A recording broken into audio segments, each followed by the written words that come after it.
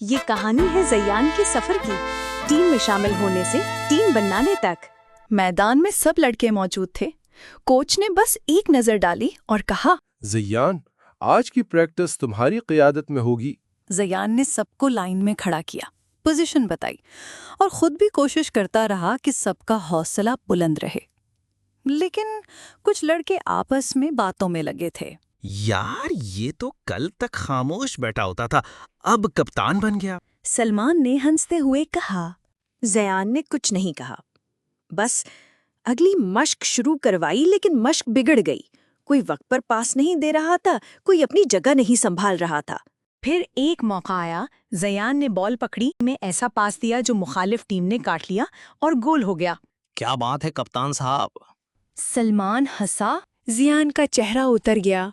वो खामोशी से एक दरख्त के नीचे जाकर बैठ गया। थोड़ी देर बाद हैदर लंगड़ाता हुआ आया और ज़यान के साथ बैठ गया। मुश्किल होता है। हैदर ने नरमी से कहा, लीडर वो होता है जो सबकी बात सुने और खुद सीखने को तैयार रहे।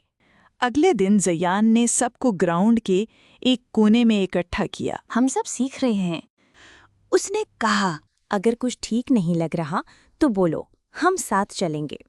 सलमान चौंका, फिर आहिस्ता सा बोला, हमें ड्रिल्स बदलनी होंगी। और फिर सब लड़कों ने अपनी राय देना शुरू की। ज़यान ने सबकी बातें सुनी। अब टीम एक टीम बन रही थी। उसी शाम वही ड्रिल दोबारा की गई। इस बार हर पास वक्त पर हुआ, हर पोजीशन संभाली गई और आखिर में गोल हुआ। गोल! ज़यान खुशी से चिल्लाया। सब लड़के हंसने लगे, एक दूसरे को हाई फाइव दी। कोच ने दूर से देखा और अपनी नोटबुक में कुछ लिख लिया। ज़यान अब सिर्फ खिलाड़ी नहीं था, वो एक रहनुमा बनने लगा था। लेकिन क्या ये काफी होगा?